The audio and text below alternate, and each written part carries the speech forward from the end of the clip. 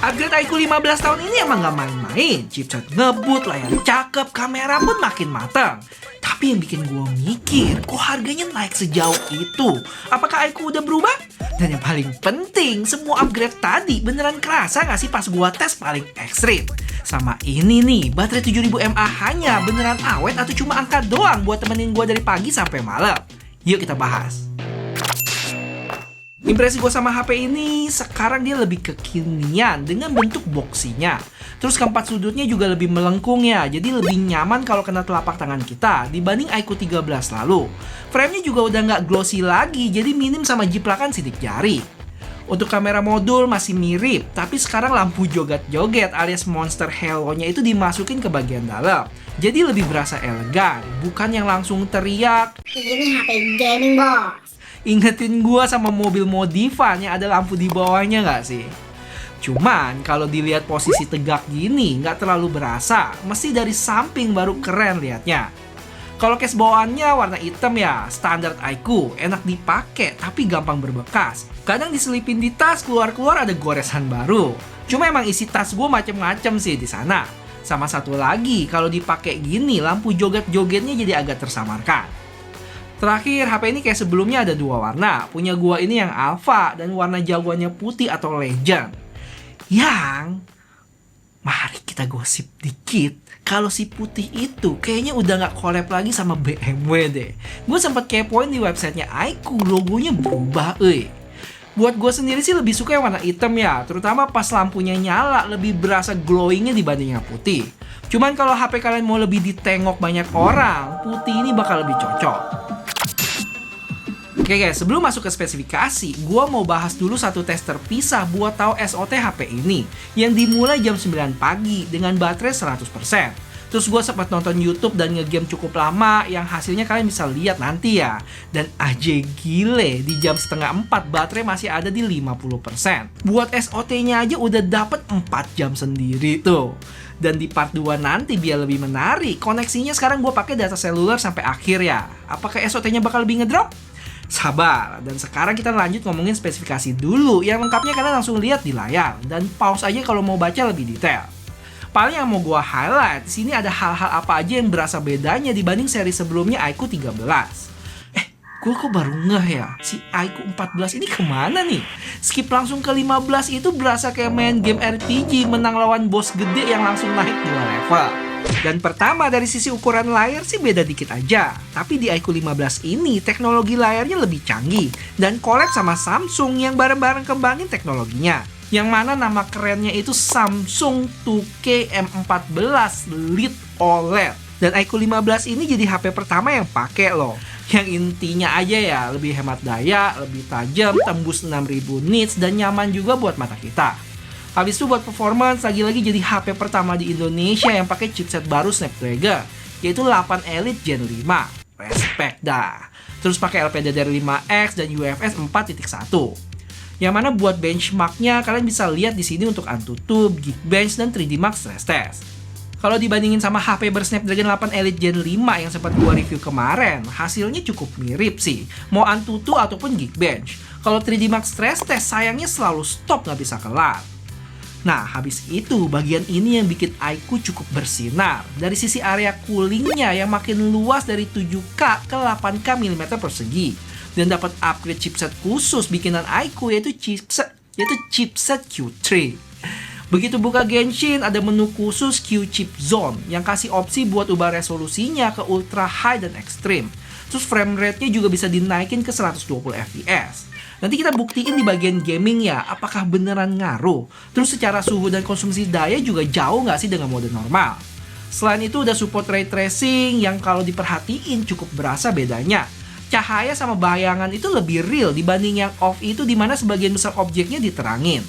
Terus ada satu fitur lagi yaitu Game Visual Enhancement yang mana ada pilihan Smart Optimization yang secara warna bisa dibikin lebih keluar lagi. Dan game filter yang karakter gambarnya bisa diubah sesuai pilihan. Ada yang night mode, shadow boost, dan lainnya. BTW fitur chip Q3 ini tiap-tiap game beda ya. Paling lengkap di GI tadi. WoW ada beberapa dan PUBG bisa naikin framerate ke 144. Sama dengan Mobile Legends yang bisa ke 144 fps. Dan lanjut buat baterai dari 6150 ke 7000 mAh sih sesuatu banget ya peningkatannya. Dengan charging yang turun dikit ke 100 watt. Tapi sekarang dapat bonus wireless charging 40 watt tuh. Habis itu kalau buat kamera, lensa utama masih sama. Kalau ultrawide mirip, tapi sekarang ada autofocus. Sedangkan lensa ketiganya naik kelas, sekarang pakai periscope dibanding sebelumnya telefoto. Dan terakhir, ini salah satu yang paling penting buat gua waktu bawa HP ini travel ke Jepang kemarin, yaitu udah support eSIM. Jadi nggak perlu ganti SIM card fisik, tinggal scan QR code, beres. Oke, sekilas aja. Lanjut kita balik lagi ke misi habisin baterai iQOO 15 yang sisa 50% tadi. Tapi kali ini pakai data seluler. Yang gua pakai buat sosmedan, bales chat, terus sempat keluar juga buat tes kamera HP ini. Yang akhirnya nyampe rumah di jam 7:30 dengan baterai 24%. Untuk pemakaian yang campur aduk gini mulai kelihatan kalau manajemen dayanya termasuk irit. Dan buat ngabisin, gua main Mobile Legends sekitar sejam dan baterai berkurang 11%. Habis itu sempat sosmedan lagi sampai baterainya tinggal di 6% tuh. Ayo, kira-kira berapakah total SOT HP ini? Nanti ya setelah kita omongin gaming dulu yang udah gue lakuin beberapa tes. Pertama, game kesayangan sejuta umat. Nggak cuma viewers tapi reviewer juga, yaitu Genshin Impact. Highest 60 FPS. Yang pengalaman mainnya nggak ada masalah. Dapat FPS rata-rata mentok di 59,7. Yang bikin gua seneng, suhunya termasuk aman ya, di sekitar 40-41 derajat. Jadi tampaknya cooling system 8K tadi bukan gimmick. Total gua main selama 30 menit dan baterai cuman berkurang 8% aja. Lanjut ke Wuthering Wave yang biasanya lebih rakus. Dengan settingan mentok ultra high, 60 FPS, dan special effect gua set di high. Wah, sadis ya. Tapi buat hasilnya ternyata dapat FPS yang masih stabil di 59,6. Cuma emang nggak bisa dipungkiri secara konsumsi daya lebih gede, berkurang 11%, dan suhu lebih tinggi juga di 43,4 derajat. Dan sekarang kita masuk ke game yang mungkin paling sering kalian mainin, yaitu Mobile Legends. Yang settingannya bisa mentok sampai 144 FPS. Terus super resolutionnya gue mentokin dan hasilnya tetap dapat FPS mentok di 144,1 FPS dengan suhu cukup hangat di 41,2 derajat. Oh ya, secara game tools juga iQOO kasih fitur yang cukup lengkap. Ada motion control, 4G vibration, bypass charging, dan lain sebagainya. Terakhir, mari kita balik lagi ke Genshin, tapi kali ini lebih ekstrim. Yang super resolutionnya gue aktifin beserta frame rate-nya. Dan terlihat saat diaktifin bisa langsung naik ke 100 belasan gitu. Dari game aslinya sendiri yang cuma bisa mentok di 60 FPS. Gua main 30 menit juga dan baterai berkurang jauh lebih tinggi di 14%. Dengan suhu juga yang lebih tinggi di 44,7 derajat. Yang menurut gua termasuk wajar sih dengan settingan yang kita push paling maksimal. Dari sini mungkin kalian ada yang tanya, Kenapa ray tracingnya nggak sekalian diaktifin, Bang? maunya sih gitu ya, tapi nggak dibolehin sama sistem. Jadi kita mesti pilih salah satu. Kalau nyalain ray tracingnya bakal ada warning, dimana super resolutionnya bakal di disable buat ngejaga suhu. Terus ada dua hal lagi yang gue belum sempet kasih tahu. Kalau kalian mau pakai super resolutionnya pilih ultra high, kita mesti set settingan gamenya ke high ya. Highest nggak bisa. Terus kalau mau ke ekstrim, mesti ganti display resolutionnya ke UHD dulu. Habis itu gamenya bakal nge-reload ulang dan bisa main deh. Jadi buat kesimpulan gaming, iQOO 15 ini termasuk salah satu HP dengan performance paling stabil sih yang pernah gue coba. Chip Q3 sama cooling 8K-nya nggak gabut ya, beneran kerja tuh. Sama kayak gue juga yang kerja keras ngetes sana sini biar teman-teman dapat gambaran real tentang HP ini. Jadi kalau emang suka boleh tinggalin like dulu. Dan kalau di akhir video ngerasa cocok sama reviewnya, baru deh subscribe supaya bisa kejar 1 juta subscriber collab sama Gadgetin. Thank you. Untuk kamera gue bikin singkat aja, tapi tetap ngejawab pertanyaan yang biasanya bikin penasaran. Pertama dari video selfie, ini ada peningkatan. Goncangannya sih ada berasa dikit, tapi nggak sampai yang gempa gitu. Kalau kalian inget di iQOO 13 cukup parah sih. Secara skin tone juga membaik, nggak sampai pucat gimana, dengan dynamic range yang cenderung putih untuk bagian langit, tapi bangunan di belakang masih berbentuk. Untuk kamera belakangnya oke aja sih buat gua. Dan sekarang di lensa ultrawide-nya udah ada autofocus loh. Cuman yang bikin gua kurang sreg, perpindahan lensanya terlalu cepet, kayak lompat gitu loh. Kalau transisinya dibikin lebih lambat, bakal lebih pas. Terus gua harus mention kalau HP ini juga punya fitur pas lagi recording bisa pindah lensa depan ke belakang ya. Tada! Lihat tuh. Plus, bisa juga pindah ke ultrawide. Padahal gua shoot ini di 4K 60 fps loh, tapi masih bisa pindah-pindah. Dan kalau ngomongin foto, ini bagian yang gua happy, terutama buat pemrosesan objek orang. Kalian bisa lihat dari gambar yang B aja disulap jadi lebih glowing, tapi masih di batas wajar ya.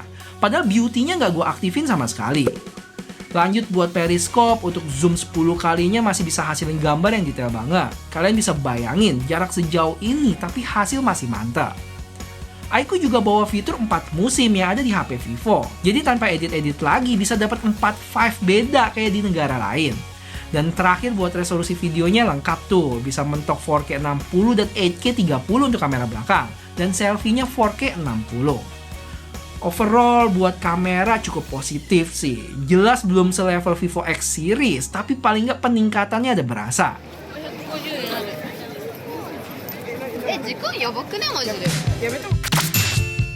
Oke, topik terakhir sebelum kita bahas SOT HP ini, gue pengen senggol dikit tentang Origin OS yang overall jauh lebih fun daripada pendahulunya Vantage OS. Mulai dari control center yang udah nggak jadul lagi, sekarang lebih kekinian, dan kita bisa ubah volumenya di sini. Terus ada OOD lock screen yang bisa full sekarang, jadi bukan cuma teks aja. Terus dari sisi AI juga yang penting-penting udah ada nih, kalian bisa lihat. Hasilnya pun juga termasuk baik ya, kayak misalnya AI Erase yang gua kira tangan bocil ini bakal kepotong juga, tapi detectionnya bisa pintar. Tasnya sih ada sedikit kehapus, tapi kalau dilihat sekilas gini aman banget.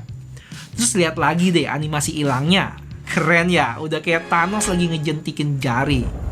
Sama di Vantage OS itu gue sempat komplain beberapa kali tentang watermarknya. Dan di Origin OS ini biar fair, gue juga harus mention lagi kalau gue happy banget. Sekarang watermarknya kalau mau edit udah bisa ngumpet dulu, dan setelah kelar baru balik lagi. Buat teman-teman yang masih penasaran sama OS barunya Vivo dan iQOO, bisa cus tonton video ini deh. Di sana gue bahas cukup lengkap dan seru juga. Cuma ya nggak semuanya sempurna. Ada beberapa bagian juga yang menurut gue masih janggal. Misalnya di bagian setting, kenapa yang ditampilin email kita ya? Udah gitu disensor kasih tanda bintang lagi. Kenapa nggak nama aja gitu biar lebih jelas? Terus waktu kemarin gue jadiin HP ini hotspot pas lagi travel di Jepang, gue baru sadar satu hal. Kayaknya kita nggak bisa matiin koneksi hotspot device tertentu langsung dari HP ini. Salah satu caranya harus tambahin ke blocklist. Kalau cuma satu device mungkin nggak masalah ya. Tapi waktu itu gue connect langsung ke 4 HP sekaligus. Dan beberapa HP-nya ada di dalam tas. Jadi mau matiin dari device itu ribet coy. Bukan masalah besar, cuman hal-hal kecil kayak gini kalau dibenerin bisa bikin usernya lebih happy aja sih. Oke, jadi berapa SOT yang didapat setelah pakai seharian ini? Termaksud awet loh, 7 jam 47 menit. Dan bisa gue bilang pemakaian hari ini termaksud berat. Ada IG dan YouTube masing-masing 1,5 jam. Terus ngegame Mobile Legends dan Genshin masing-masing sejam lebih. Habis itu ada pakai kamera juga 44 menit, PUBG dan lain sebagainya. Untuk koneksinya sendiri bervariasi, sempat pakai WiFi dan data seluler. Dengan screen resolusinya UHD dan refresh rate adaptif. Dengan pemakaian kayak gini, dapat SOT hampir 8 jam itu termasuk awet banget. Nilai plus buat iQOO 15. Dengan performance ngebut gini tapi punya baterai yang awet. Nah, kayak yang gue bilang sebelumnya, HP ini punya 2 warna. Ada Legend alias putih, dan yang gue pegang ini Alpha. Buat variannya sekarang lebih lengkap, ada 12 plus 256, 16 plus 512, dan satu varian baru 16 plus 1 tera. Ini pertama kalinya iQOO keluarin varian 1 tera. Bahkan Vivo pun juga belum ada nggak sih? Jadi kelihatan banget kalau mereka beneran mau naikin kasta si seri 15 ini jadi flagship beneran mereka. Kelihatan dari speknya lah ya, Snapdragon 8 Elite Gen 5, Q3 chip, cooling 8K, layar collab sama Samsung, baterai 7000 mAh, plus wireless charging, kamera periskop, dan lain-lain. Nggak cuma HP-nya, tapi dari yang gue denger-dengar, selfie center Vivo iQOO ini termasuk baik. Tolong koreksi kalau salah ya. sama satu lagi, belum sempat gue mention nih. Haptic feedbacknya enak bener. Pas gue cobain demo yang ini nih, getarannya bervariasi loh. Ada yang empuk, terus getaran tebal, sampai ada juga yang tipis panjang tapi tetap solid rasanya. Buat ngegame juga bikin makin enak sih, apalagi kalau aktifin fitur 4D vibration-nya. Gimana? Happy? Jangan dulu, ada tapinya. Satu hal yang bikin gua kaget. Harganya kenapa bisa mulai dari 13 juta? Why?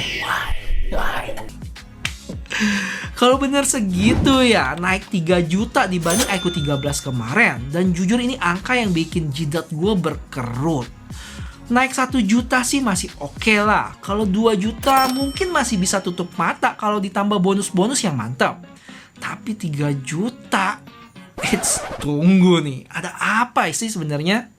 Cuman setelah gue ngobrol sama beberapa orang dan baca-baca, katanya emang tahun depan harga HP bakal naik karena biaya chipset dan memori meningkat tuh. Bahkan salah satu petinggi Xiaomi juga sempat bilang hal yang mirip. Jadi bisa jadi bukan iQOO doang yang naik, tapi brand lain mungkin bakal kerasa juga. Cuman untuk sekarang, karena belum ada perbandingan harga dari kompetitor yang rilis tahun depan, gue belum bisa ngejudge apakah harga segini aneh atau emang tren pasar baru akan bergerak ke sana. Yang jelas, terlepas dari harga tadi, iQOO 15 ini sih solid banget. Kalau budget kalian fleksibel dan cari HP performance yang gak cuma ngebut, tapi juga plus-plus di berbagai sisi yang gue sebutin tadi, iQOO 15 ini sih bisa dilirik. Terus untuk detail promo dan bonusnya, kalian bisa pantengin IG-nya iQOO Indonesia ya, atau nanti gue taruh di deskripsi.